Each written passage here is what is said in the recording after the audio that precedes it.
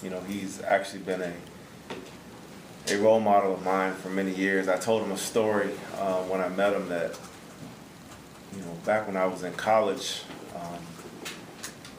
one of the games that kind of changed my life as far as my aspirations to being a college coach was, I don't remember the specifics, but I remember that Kentucky was down by 30 points or so on the road at LSU.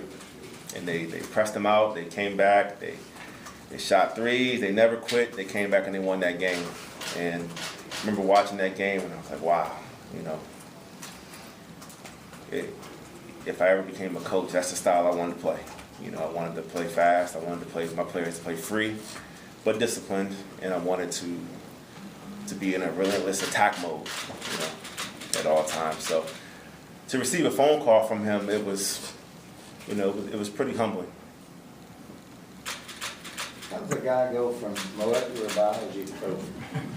Well, I grew up in high school aspiring to try to do something a little different, to try to achieve greatness in whatever field I was going to be in. In my high school, I had a program, science and technology program, Oxon Hill, Maryland, and I joined that program. I got into that track, and it was a track that was leading to young men achieving scholarships a little more frequently than the normal student population.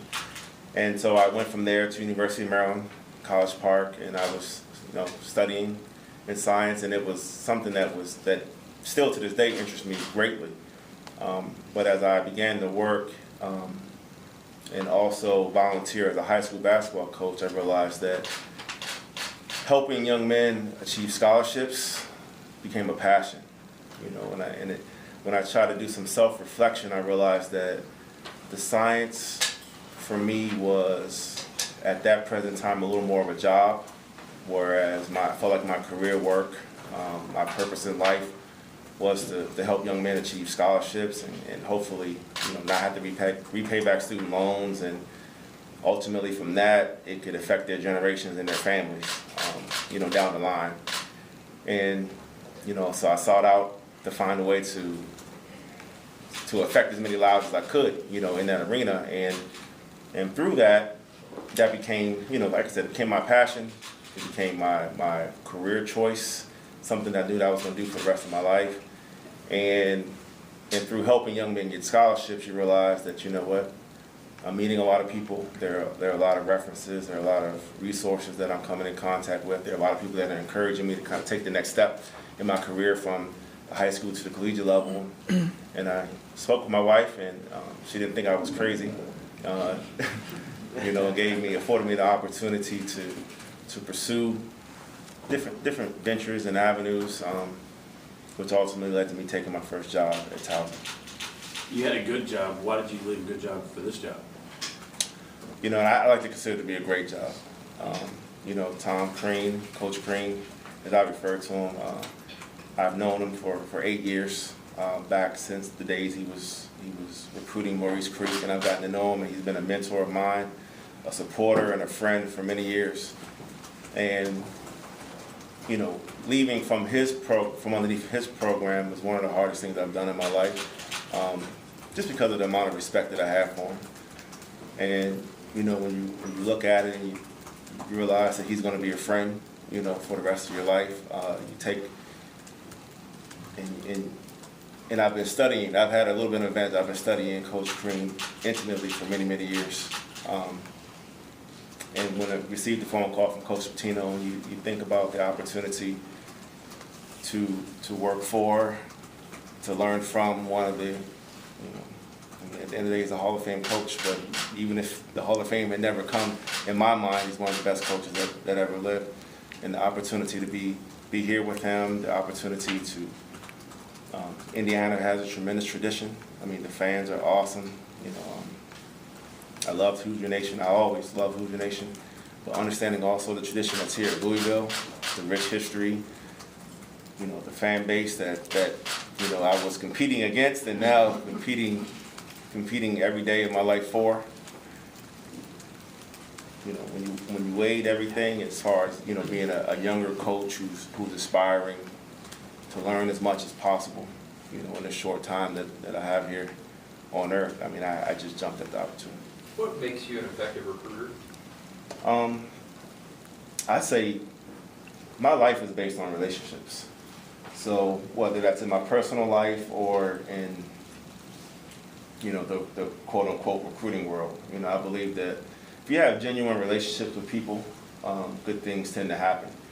I try to view each situation for what it is. You know, it's not, I don't cast a wide net or blanket on any particular situation. You know, every talented player is not the best fit for your program, and as much pride as I have in whatever program I'm representing, it may not always be the best fit for that player. So I try to be realistic and understanding and getting to know the families and the individual and everything that kind of makes that family tick. And then I've been fortunate enough to be involved with people who have high character, who kind of fit the value system of the program that I'm recruiting for. And honestly, when you work for good people, it makes it a lot easier too, because the expectation level is not so much to go out and just try to grab the quote-unquote highest ranked player from a recruiting service, but identify the individual that fits best within the premise of the program.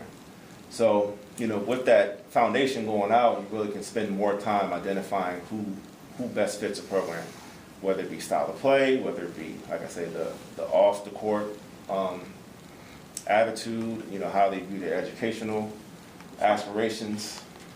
You know, when you take all those things into consideration, then you're able to go out and identify the right people.